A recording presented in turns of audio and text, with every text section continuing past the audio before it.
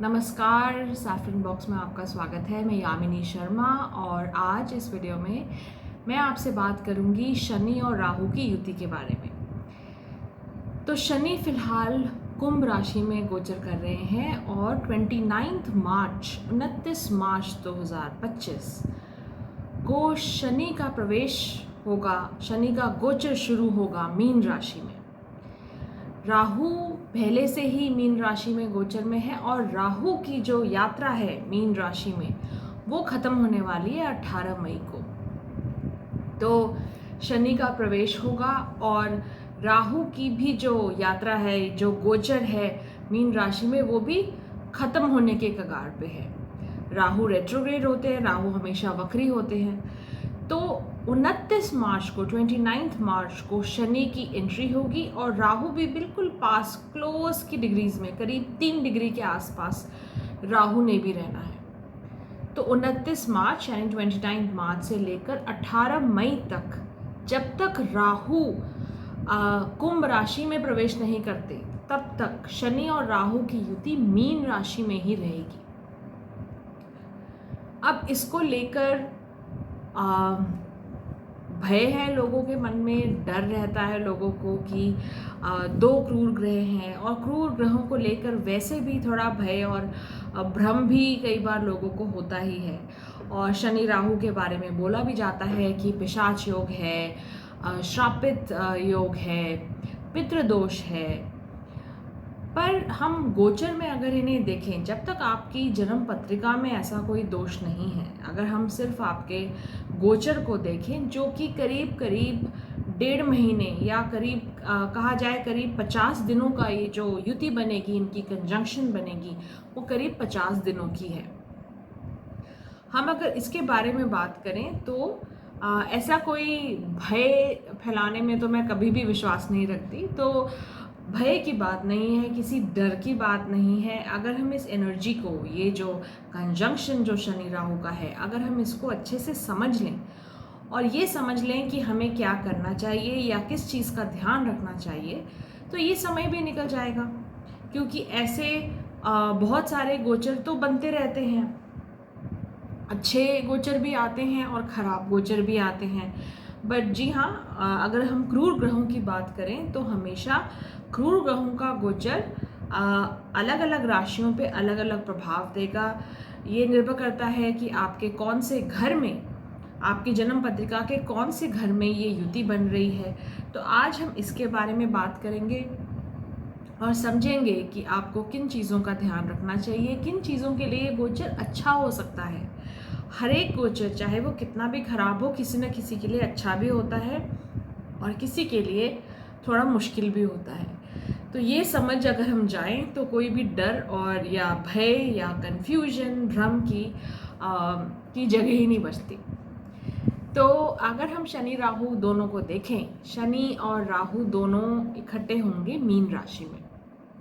अब मीन राशि शनि के लिए एक सम राशि है, क्योंकि ये एक बृहस्पति की राशि है, गुरु की राशि है और शनि का प्रभाव धनु और मीन में सम रहता है, यानी न्यूट्रल रहता है। तो शनि इतनी डैमेजिंग इफेक्ट या जो कहते हैं ना नेगेटिव इम्पैक्ट नहीं रहता शनि का, यहाँ पर न्यूट्रल रहता है मोर और लेस।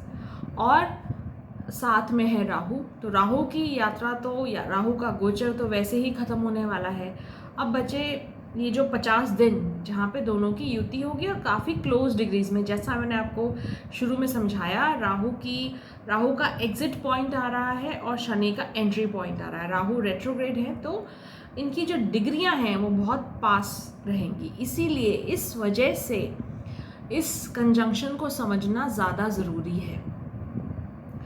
अब शनि मैंने आपको बताया सम रहते हैं या न्यूट्रल इफेक्ट देते हैं, और साथ में राहु हैं। राहु का इफेक्ट भी उतना खराब नहीं रहता मीन राशि में, क्योंकि बृहस्पति की राशि है और शनि राहु कंजंक्शन है। राहु का नेचर होता है अपने साथ के बैठे ग्रह के जैसा बिहेव करना या उसके जैसा फल देना, या जिस राशि में बैठता है राहु उस राशि के अधिपति यानी उस राशि लॉर्ड के हिसाब से फल देना। तो लेकिन हम फिर भी 12 लग्नों के हिसाब से कुछ चीज़ों को, क्योंकि ये क्रूर ग्रह हैं और दो क्रूर ग्रह इकट्ठे हैं, इसके फल को या इसके जो भी इम्पैक्ट है, इसका जो इफ़ेक्ट है, इसको समझने की कोशिश करेंगे। तो बात कर रही हूँ मैं 12 लग्नों की, और शुरू करेंगे हम मेष लग्न से। लेकिन उससे पहले अगर आपने अभी तक सब्सक्राइब नहीं किया है मेरे चैनल को, अभी तक आप पहली बार देख रहे हैं या आप देखते आए हैं लेकिन सब्सक्राइब नहीं किया, तो सब्सक्राइब का बटन ज़रूर दबाएं। और अगर आपको कंटेंट पसंद आए तो लाइक का बटन दबाएं, और अपने जो एक्सपीरियंसेस हैं वो शेयर भी कर सकते हैं कमेंट सेक्शन में। तो बात करते हैं मेष लगन की। अगर मेष लगन है आपका, एरीज असेंडेंट है, तो ये जो युति होगी शनि राहु की वो 12वें भाव में होगी, मीन राशि में। शनि आपके लिए 10th और 11th लॉर्ड हैं, यानी कर्म और लाभ दोनों के अधिपति शनि हैं, और शनि होंगे 12वें भाव में। सबसे पहले तो जिन लोगों का कारोबार या जिन लोगों का काम के सिलसिले में जिनका कनेक्शन फॉरेन लैंड से या विदेशों से रहता है, उनके लिए ये एक अच्छा गोचर है, उनके लिए ये समय अच्छा रहेगा। तो आपकी विदेश यात्रा हो सकती है काम के सिलसिले में, या आपको वहाँ से कोई कनेक्शन या वहाँ से कोई लाभ मिल सकता है। 11वें भाव का स्वामी एक भाव आगे है अपने से, तो एक भाव आगे मतलब कोई ना कोई लाभ आना भी दिखता है। ये समय आपका फॉरेन कनेक्शन बनाने का भी है, नए कनेक्शंस बनाने का है, या अगर आप इंपोर्ट एक्सपोर्ट या इस तरह के किसी भी काम में कोई भी ऐसा काम करते हैं तो आपके लिए अच्छा रहेगा। राहु की एनर्जी यहाँ पे आपको फेवर करेगी। शनि राहु का इकट्ठे होना 12वें भाव में, व्यय भाव में, आपके एक्सपेंडिचर को, आपके खर्चों को थोड़ा बढ़ा सकता है, या एकदम से आपके खर्चे बढ़ा सकता है। जो आपने सोचा नहीं था, जिसके लिए आपने बजट नहीं किया था, अब वो सडनली वो एक्सपेंडिचर्स आ गए। तो इसके लिए थोड़ा सा आपको अपने पॉकेट पे या थोड़ी अपनी एक्सपेंडिचर की या बजटिंग अच्छे से करके रखनी पड़ेगी। दूसरी चीज़, अपनी सेहत पे ध्यान रखना चाहिए, क्योंकि शनि राहु दोनों छठे भाव को देखेंगे सीधी दृष्टि से, 7वीं दृष्टि से। छठा भाव स्वास्थ्य का भाव, रोग ऋण शत्रु का भाव। तो हालांकि ये उतना बुरा नहीं है, क्योंकि शनि राहु दोनों त्रिक भाव में ही बैठे हैं, 12वें भाव में ही बैठे होंगे, लेकिन फिर भी सेहत का ध्यान या मेडिकल एक्सपेंडिचर्स इंक्रीज हो सकते हैं आपके। इस चीज़ का ध्यान आपको पक्के से रखना चाहिए। कोशिश करें कि आप रेस्ट अच्छे से करें। ये थोड़ा मुश्किल होगा जब शनि राहु दोनों 12वें भाव में होंगे। जो बेड प्लेजर्स का घर है या शैया सुख जिसे कहते हैं 12वां भाव, ये थोड़ा डिस्टर्ब्ड रहेगा। या ऐसा हो सकता है कि आप बार बार ट्रैवल कर रहे हैं तो आपको अपने घर का कंफर्ट या अपने घर जैसा माहौल नहीं मिल रहा, ठीक है। अदरवाइज जैसे मैंने आपको बताया, काम के सिलसिले में ये अच्छा कंजंक्शन है, ये आपको अच्छे फल दे सकता है। अब बात करते हैं वृषभ लगन के बारे में, यानी टॉरस असेंडेंट के बारे में। वृषभ लगन के लिए शनि और राहु दोनों की युति होगी 11वें भाव में।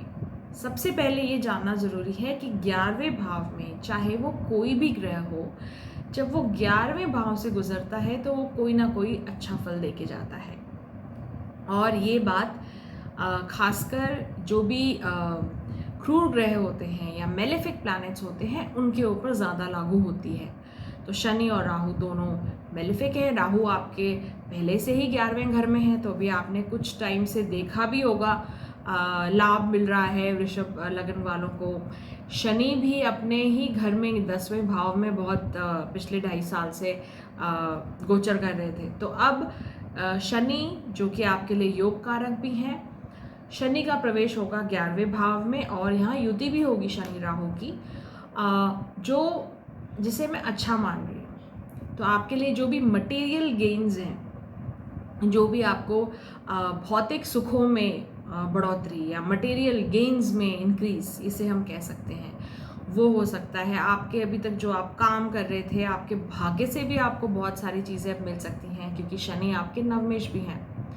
तो शनि और राहु की युति मटेरियल गेन्स के लिए अच्छी है, आपके काम से आगे मिलने वाले लाभ के लिए अच्छी है। जिन लोगों को अभी कंसेप्शन प्लान करना है या आप चाइल्ड प्लान कर रहे हैं, कंसेप्शन प्लान कर रहे हैं, उनके लिए भी ये युति अच्छी रहेगी, क्योंकि शनि और राहु दोनों 5वें घर को देखेंगे। जिन लोगों का थोड़ा सा कहना चाहिए, आपको अपने बच्चों के साथ, स्पेशली अगर आपके बच्चे बड़े हैं तो बच्चों के साथ अगर आपका संबंध थोड़ा सा अच्छा नहीं चल रहा, तो ये समय है अपने बच्चों के साथ अपने संबंधों को सुधारने का भी। ओवरऑल ये अच्छा समय है वृषभ लग्न के लिए।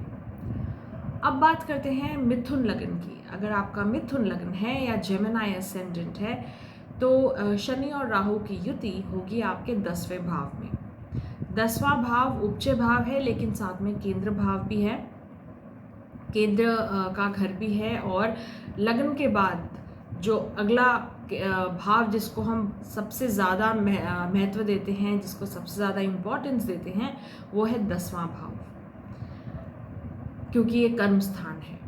ठीक है, तो कर्म स्थान में शनि और राहु यहाँ पहले से ही है, और राहु की यात्रा या गोचर खत्म होने वाला है और शनि की एंट्री हो रही है। ये समय है अपने कामकाज पे ज़्यादा ध्यान देने का। कोई भी नया काम करें सोच समझ के करें। आपके कामकाज में बदलाव भी हो सकता है, जैसे कि आपका अंदर ही कहीं ट्रांसफ़र या रोल चेंज आपके ऑर्गेनाइजेशन में, आपकी कंपनी में, या जिस भी जगह आप काम करते हैं, अगर आप एम्प्लॉयड हैं, अगर आप सेवारत हैं, तो रोल चेंज होना, नए रिस्पॉन्सिबिलिटीज़ मिलना, या कुछ नहीं तो आपके बॉस का चेंज हो जाना, आपके जो सीनियर्स हैं वो चेंज हो गए, तो आपका जो काम करने का जो माहौल है उसमें कोई ना कोई मेजर चेंजेस दिखते हैं जब शनि और राहु की युति हो रही है यहाँ पे। तो इसके बाद वो चेंजेस या वो जो बदलाव हैं वो आने शुरू हो सकते हैं। जो भी काम करें उसे सोच समझ के करें।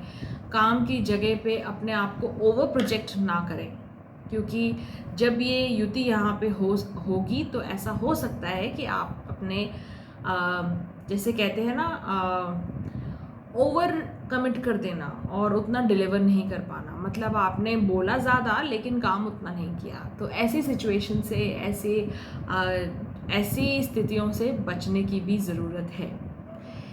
ये समय है अपनी मदर के स्वास्थ्य का ध्यान रखना, और अपने खुद का भी। अगर आपको कोई ब्रीदिंग प्रॉब्लम है या कोई हार्ट या लंग्स रिलेटेड, फेफड़ों से रिलेटेड कोई प्रॉब्लम है, कोई समस्या है, तो उस पर ध्यान देना। अपने स्वास्थ्य का ज़रूर ध्यान रखें, और साथ में आपने अपनी मदर का भी ध्यान रखें, क्योंकि शनि और राहु दोनों की सीधी दृष्टि पड़ेगी 4थे भाव में, और ये मातृभाव है। ये आपके लग्नेश की दूसरी राशि भी यहाँ पड़ती है। तो अगर आपकी जन्म पत्रिका में आपकी दशा बहुत अच्छी नहीं चल रही, तो बहुत ज़रूरी है कि आप अपने स्वास्थ्य का ध्यान रखें, और साथ में अपनी माता का भी। अब बात करते हैं कर्क लगन की। अगर आपका कर्क लगन है या कैंसर असेंडेंट है, तो शनि और राहु की युति होगी आपके 9वें भाव में, आपके भाग्य स्थान में। अब आपके कर्क लगन के लिए शनि है 7th और 8th लॉर्ड, यानी सप्तमेश और अष्टमेश। कोई बहुत अच्छी कंडीशन नहीं है शनि के लिए। लग्नेश के साथ भी कोई बहुत अच्छा कनेक्शन नहीं माना जाता शनि और चंद्रमा का। तो शनि का निकलना और शनि का जाना 9वें भाव में थोड़ा डिस्टर्बेंस क्रिएट कर सकता है, थोड़ा मन उचटना जैसे कहते हैं। शनि और राहु दोनों यहाँ मिलके ऐसा हो सकता है कि आपका मन उचट जाए, जैसे आप कोई किसी चीज़ को फॉलो कर रहे थे, किसी प्रिंसिपल को फॉलो कर रहे थे, किसी गुरु को फॉलो कर रहे थे, तो वहाँ पे आपका कोई मनमुटाव हो जाना या आपका मन उचट जाना। आप सोचते हो अब ये सब किसी काम का नहीं है, आप इसे छोड़ दो। ठीक है, तो कहने की बात है कि जहाँ आपकी कोई आस्था या जहाँ आपका विश्वास है, उस जगह से आपका मन उचटना, ये बहुत मैं कहूँगी कि काफ़ी संभव है। ठीक है। तो आपके गुरु के साथ या आपके टीचर्स के साथ या जो आपके मेंटर्स हैं जो आपको गाइड कर रहे हैं उनके साथ आपका कोई मनमुटाव हो जाना और आपने एकदम से वहाँ उनका साथ छोड़ दिया या उनका कोई रिएक्शन आ गया, ये भी हो सकता है। तो ऐसी किसी भी स्थिति से बचना चाहिए, क्योंकि ये जो गोचर है ये थोड़े दिन का ही है। तो थोड़े दिन के लिए अपने आप को संभाल के रखना, अपने मन को कंट्रोल में रखना, ये बहुत ज़रूरी है। और ये भी ज़रूरी है कि आप अपने फादर के साथ इस समय जो भी आपके संबंध अपने फादर के साथ हैं उनको भी थोड़ा अच्छे से ध्यान से अपने फादर को भी हैंडल करें, क्योंकि ये समय है जब एकदम से कोई झगड़ा, जैसे कहते हैं ना कि आप बड़े हो जाते हैं, आपके फादर भी बुजुर्ग हैं, लेकिन आपका किसी छोटी मोटी चीज़ पे या प्रॉपर्टी मैटर्स या इस तरह की चीज़ों पे कहीं झगड़ा हो गया, तो ये समय है थोड़ा सा लो प्रोफाइल रहने का, थोड़ा सा सुन लेने का और रिएक्शन ना देने का। मतलब अभी रिएक्शन इतनी जल्दी ना दीजिए और ना ही कोई बहुत बड़ा स्टेप लेना चाहिए आपको इस वक्त, ठीक है। जो बच्चे टेक्निकल एजुकेशन में हैं या हायर एजुकेशन में हैं उनके लिए अच्छा समय है, क्योंकि शनि राहु दोनों क्रूर ग्रह हैं और नवम भाव से जा रहे हैं। तो आप अगर हायर एजुकेशन कर रहे हैं किसी टेक्निकल सब्जेक्ट में, इंजीनियरिंग में, बायोटेक्नोलॉजी, इस तरह के कोई भी सब्जेक्ट अगर है तो आपके लिए अच्छा रहेगा ये समय। शनि राहु दोनों की दृष्टि तीसरे भाव पर भी पड़ेगी, तो ये इस दृष्टि की वजह से थोड़ा आपके जो छोटे भाई बहन हैं उनके साथ भी आपके संबंध थोड़े गड़बड़ हो सकते हैं, तो वो भी आपको देखना चाहिए। अब बात करते हैं अगले लगन की, जो कि है सिंह लगन। तो अगर आपका लियो असेंडेंट है या सिंह लगन है तो शनि और राहु की जो युति है ये आपके लिए होगी अष्टम भाव में। अब राहु पहले से ही वहाँ ट्रांजिट में है और शनि का भी गोचर वहाँ होगा। शनि ने तो यहाँ पे 2.5 साल रहना भी है, राहु ने तो निकल जाना है। शनि आपके लिए 6th और 7th लॉर्ड है, तो त्रिक भाव और सप्तम भाव यानी मारक भाव। तो कोई बहुत अच्छे रिजल्ट्स तो हम ज़्यादा एक्सपेक्ट नहीं कर सकते शनि से। और शनि और सूर्य यानी आपके लग्नेश में तो वैसे भी कोई मित्रता नहीं है, ये अति शत्रु भी हैं। तो शनि और राहु इकट्ठे यहाँ 8वें भाव में आपके इन लॉज के साथ या आपके पार्टनर के साथ, आपके स्पाउस के जो भी फैमिली है उनका जो भी कुटुंब है वहाँ पे कुछ दिक्कत बना सकते हैं, या आपके स्पाउस के पैसे को लेकर भी कुछ डिसएग्रीमेंट हो सकते हैं या कोई मतभेद हो सकते हैं 8वें भाव में शनि और राहु के होने से। कोई पैतृक संपत्ति का अगर मामला अटका हुआ है तो वो उभर सकता है इस वक्त। राहु वैसे भी मैंने देखा है सिंह लगन के लिए कि जब से राहु का गोचर हो रहा है तो कोई ना कोई मैं देखती रहती हूँ कि पैतृक संपत्ति या इनहेरिटेंस मैटर्स को लेके बहुत सी चीज़ें लगी रहती हैं सिंह लगन के साथ। तो अभी शनि भी वहाँ जब जाएंगे 8वें भाव में तो ये वाले जितने भी मुद्दे हैं ये बाहर निकलेंगे। शनि और राहु दोनों की दृष्टि जाएगी आपके दूसरे भाव में, आपके धन भाव में या कुटुंब भाव में। वाणी का स्थान भी है ये। तो इस समय आप जो भी बोलें अपने परिवार के साथ, अपने कुटुंब में, अपने फैमिली मेम्बर्स के साथ सोच समझ के बोलें, क्योंकि आपकी वाणी की वजह से आपके संबंधों में, आपके रिलेशनशिप्स में प्रॉब्लम आ सकती है। तो इस बात का ज़रूर ध्यान रखें। और एक बात, क्योंकि ये धन भाव है और ये दोनों क्रूर ग्रह अष्टम भाव से देख रहे हैं तो कहीं धन की हानि हो सकती है, तो उसका ख्याल रखें। अपने जो पर्सनल बिलोंगिंग्स जिसे कहते हैं, जो आप ज्वेलरी आपने पहनी होती है या घड़ी पहनी है या जो भी आपके आसपास कीमती चीज़ें जो हैं जिनको आप यूज़ करते हैं रोज़, जिनका इस्तेमाल रोज़ करते हैं, या कोई डॉक्यूमेंट्स हैं जो आप अपने साथ लेके जा रहे हैं, कहीं किसी यात्रा पे जा रहे हैं, उसका ध्यान रखिए कि कहीं ना कोई पर्सनल बिलोंगिंग्स का लॉस हो सकता है। या ऐसा भी हो सकता है कि आप बिना सोचे समझे या जल्दीबाजी में कहीं इन्वेस्ट करें और वो इन्वेस्टमेंट आपके लिए सही ना हो। तो अगर आप किसी बड़े अमाउंट को इन्वेस्ट करना चाहते हैं अभी, तो मैं यही सजेस्ट करूँगी, मैं यही सलाह दूँगी कि आप इस युति को टूट जाने दें। यहाँ से अभी कम से कम आप 2 महीने रुक जाएं, उसके बाद मई के बाद कोई बड़ा इन्वेस्टमेंट करें। अब बात करते हैं कन्या लगन की या वर्गो असेंडेंट की।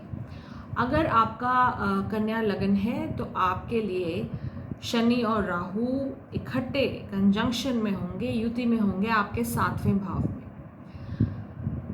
ये बहुत अच्छा गोचर तो मैं नहीं मानूंगी और इस युति को भी अच्छा नहीं मानूंगी, क्योंकि शनि राहु दोनों क्रूर ग्रहों का या सेपरेटिव प्लैनेट्स का 7वें भाव में आना, जो कि एक बहुत सॉफ्ट या कहना चाहिए एक बहुत ही सेंसिटिव भाव है, क्योंकि आपके विवाह का भाव है, ये आपके स्पाउस का या आपके पार्टनर का, आपके संगी साथी का भाव है। ये आपके जितने भी रिलेशनशिप्स होते हैं या जितने भी आपके संबंध हैं, हम इनको देखते हैं, आपके पार्टनर्स को देखते हैं, आपके लीगल अग्रीमेंट्स जो भी होते हैं उनको देखते हैं। तो बहुत ही सेंसिटिव जोन है 7वां घर, ठीक है। और यहाँ पे 2 क्रूर ग्रहों का इकट्ठे आना मैं अच्छा नहीं मानती। ये एक मुश्किल समय हो सकता है, ये जो 50 दिनों का टाइम मैं जो बता रही हूँ, ये मुश्किल समय हो सकता है आपके पार्टनर के लिए या आपके लिए भी, क्योंकि दृष्टि भी जाएगी लग्न पे शनि और राहु दोनों की, ठीक है। तो आपके पार्टनर के लिए, आप उनके स्वास्थ्य के लिए, उनकी सेहत के लिए, आपकी सेहत के लिए भी अच्छा नहीं है, क्योंकि शनि षष्ठेश है, 6th लॉर्ड है और 7th हाउस में आ जाएंगे, 7वें भाव में आके लग्न को देखेंगे, साथ में राहु भी है। और आपके पार्टनर के लिए भी, तो दोनों में से दोनों के लिए, आपके पार्टनर दोनों की सेहत के लिए पहली बात तो ये बहुत अच्छा गोचर है नहीं, इसको मैं अच्छा नहीं मानती।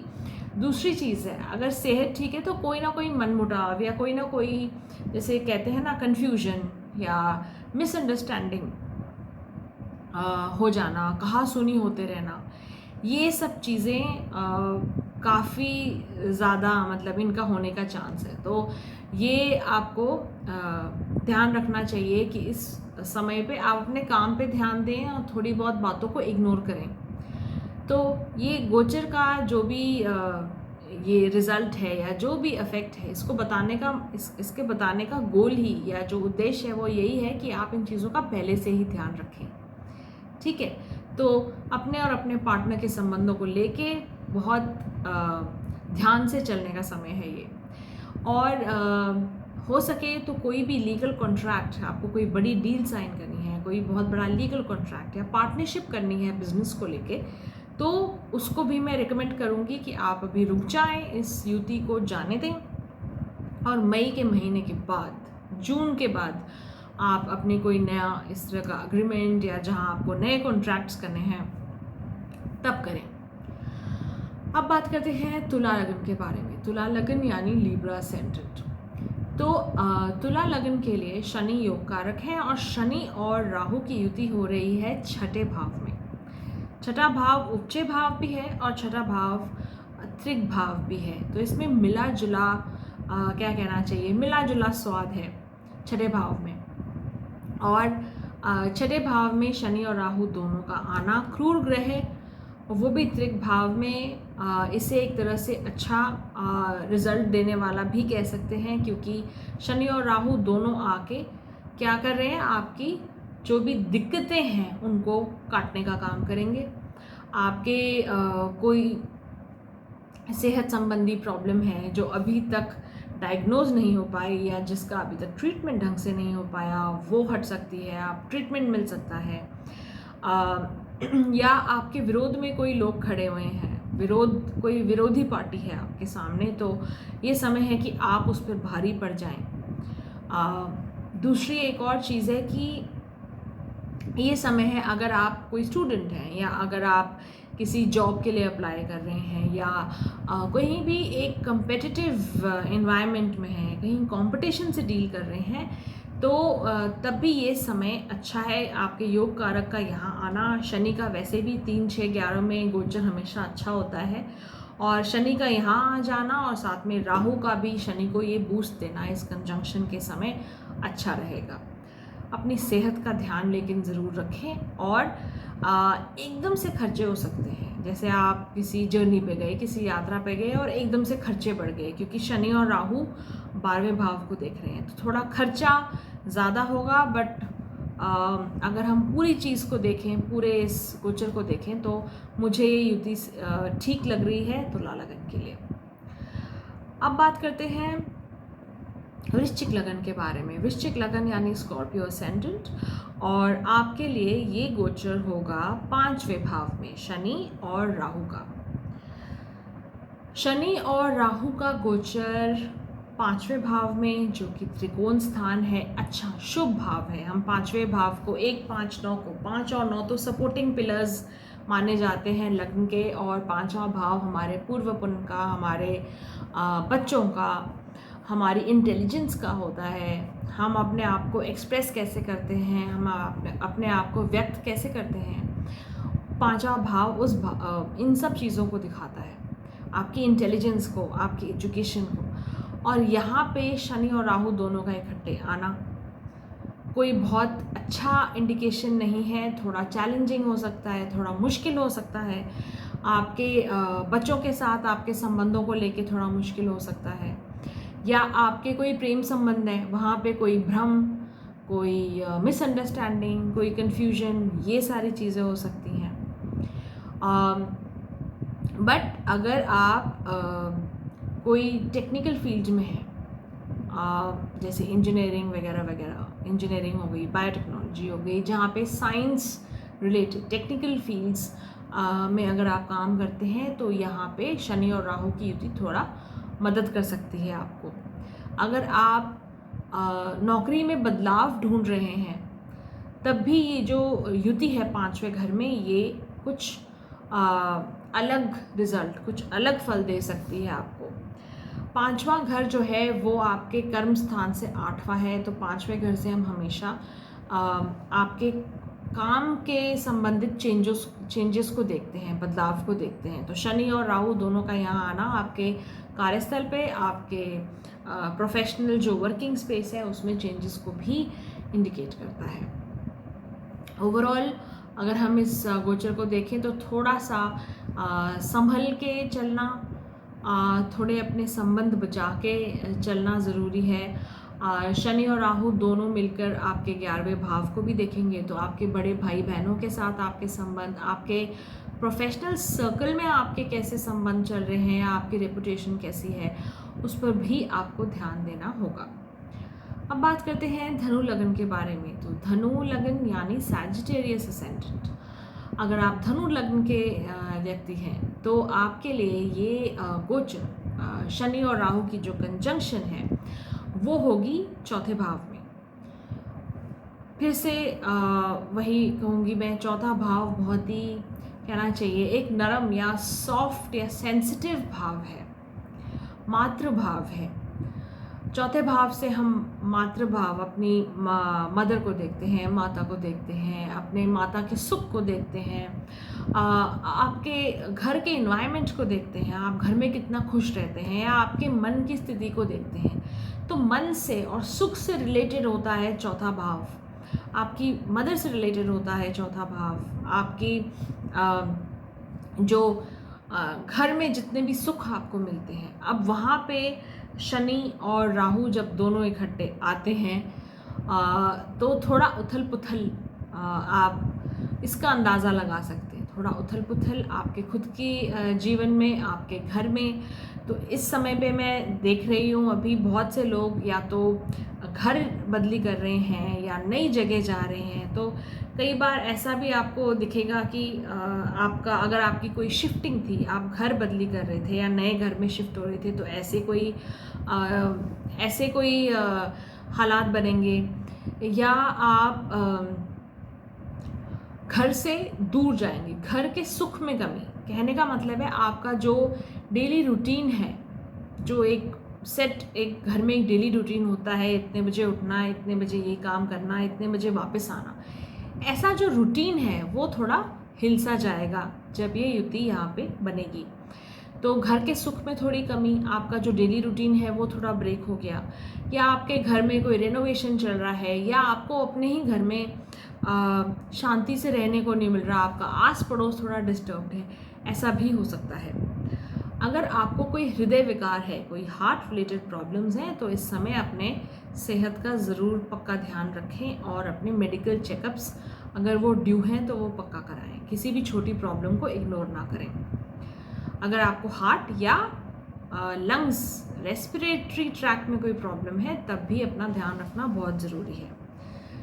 धनु लग्न के लिए एक और चीज़ मैं कहूँगी कि ये समय है आप अपनी मदर के साथ, अपनी माता के साथ भी अपने रिलेशंस को ठीक रखें, या उनकी सेहत, अगर वो काफ़ी बुज़ुर्ग हैं तो उनकी सेहत का भी ध्यान रखें। यह आपकी मदर के लिए भी थोड़ा सा चैलेंजिंग या थोड़ा सा मुश्किल समय हो सकता है, करीब 1.5 महीने का समय। काम की दृष्टि से ये आपको जो युति है ये आपको पुश करेगी और अच्छा काम करने के लिए और मेहनत करने के लिए, क्योंकि दोनों की, जब दोनों क्रूर ग्रह चौथे भाव में बैठे हुए 10वें भाव को देखेंगे तो आपको ये शांति से बैठने नहीं देंगे। आपको हमेशा जैसे कहते हैं keeping you on your toes, आप हमेशा चलते रहेंगे, काम में बिजी रहेंगे। ये भी एक वजह हो सकती है जिस वजह से आपको घर का सुख ज़्यादा ना मिले। अब बात करते हैं मकर लग्न के बारे में। तो मकर लग्न यानी कैप्रिकॉर्न असेंडेंट अगर आपका है मकर लग्न, तो आपके लिए ये शनि और राहु की जो कंजंक्शन है, जो ये युति है, ये बनेगी आपके 3रे भाव में, मीन राशि में। 3रे भाव में कोई भी क्रूर ग्रह अच्छा माना जाता है। राहु का गोचर पहले से ही हो रहा है और अब शनि ने भी आना है। शनि आपके लग्नेश भी हैं। लग्नेश का गोचर होगा 3रे भाव में और वो भी 2.5 साल के लिए। ठीक है, तो शनि और राहु दोनों यहाँ पे आपको नया काम करने के लिए, कोई नया इनिशिएटिव, नया प्रोजेक्ट शुरू करने के लिए प्रोत्साहित कर सकते हैं। आपको लगेगा कि मैं ये भी कर सकता हूँ, ये भी, मतलब आप ऐसा हो सकता है कि जितनी आपकी कैपेबिलिटी नहीं है, आप अपनी क्षमता से ज़्यादा चीज़ें उठा लें, क्षमता से ज़्यादा काम उठा लें, जिसे करने में आपको थोड़ी मुश्किल हो।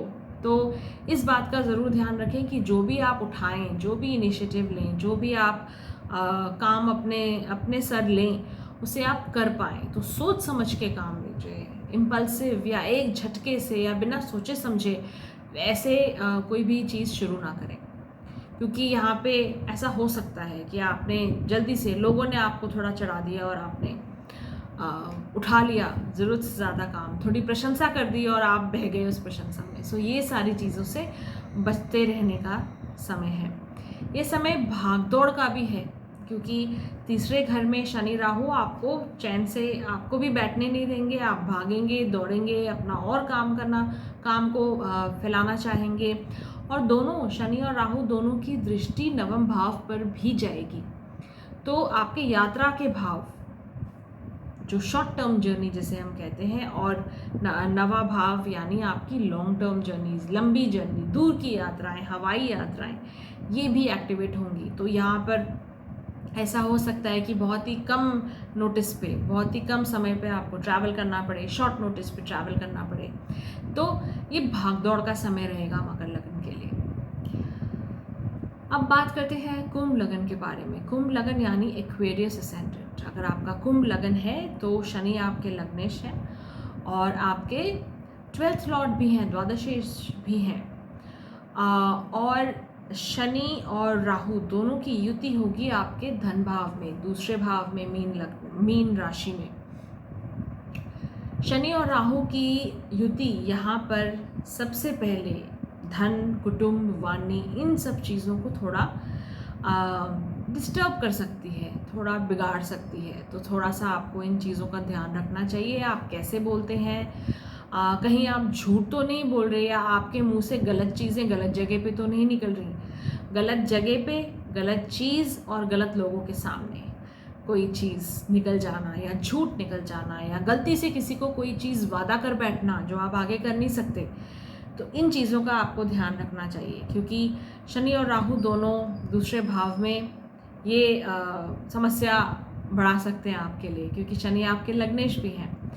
दूसरी चीज़, जो भी आप जिस भी चीज़ का सेवन करते हैं, जो आप इंटेक करते हैं, क्योंकि दूसरा भाव है, उसका ध्यान रखना चाहिए आपको।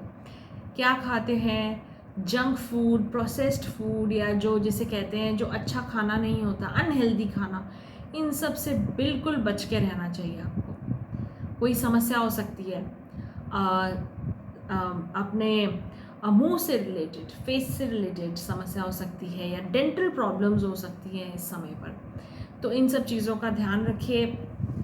दूसरा भाव भी एक मारक स्थान है, यहाँ पे शनि राहु दोनों का आना, सेहत के ऊपर खास ध्यान रखना चाहिए आपको।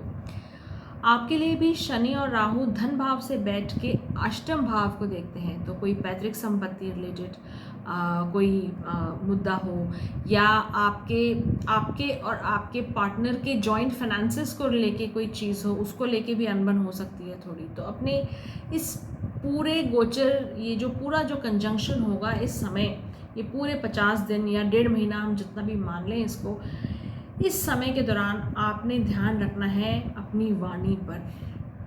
वाणी पे कंट्रोल जैसे ही छूटेगा, ये सारी प्रॉब्लम्स या ये सारी समस्याएं खड़ी हो सकती हैं आपके लिए, कुंभ लगन वाले लोगों के लिए।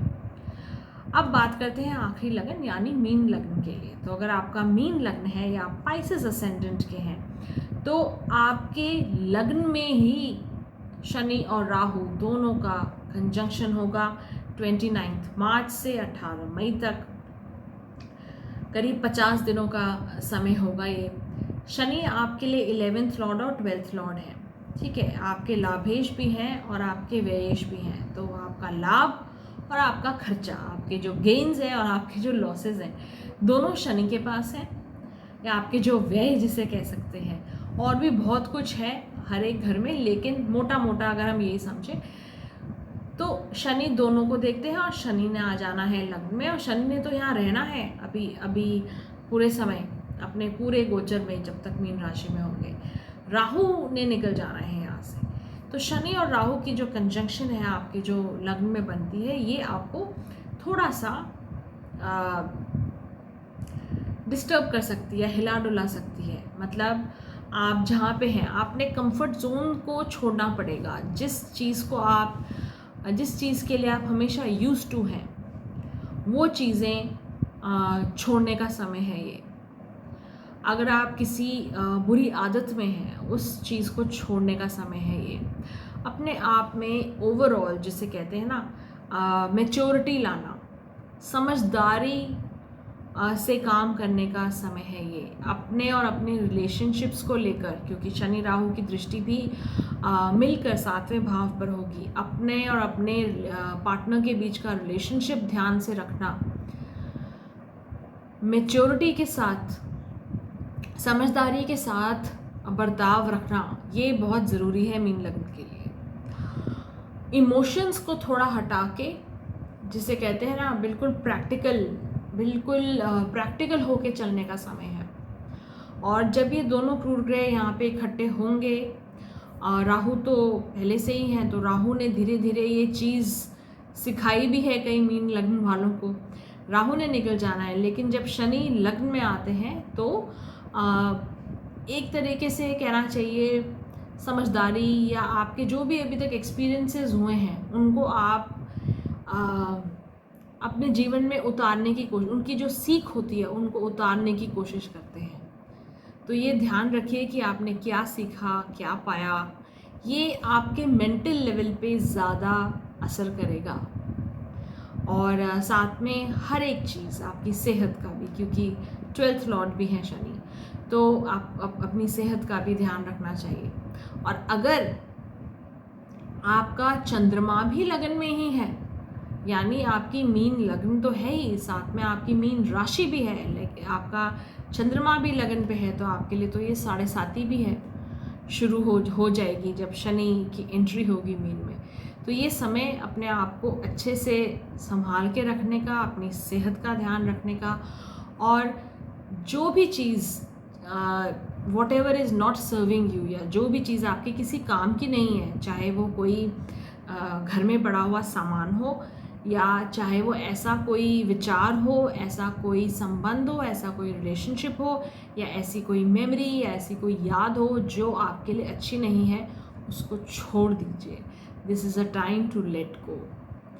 छोड़ दो जो आपको सर्व नहीं करता, whatever doesn't serve you, just let it go. ठीक है, तो ये था मेरा छोटा सा एनालिसिस, छोटा सा विश्लेषण शनि और राहु की युति के बारे में, जो कि हो रही है मीन राशि में। और हम जल्दी मिलेंगे अगले वीडियो में। तब तक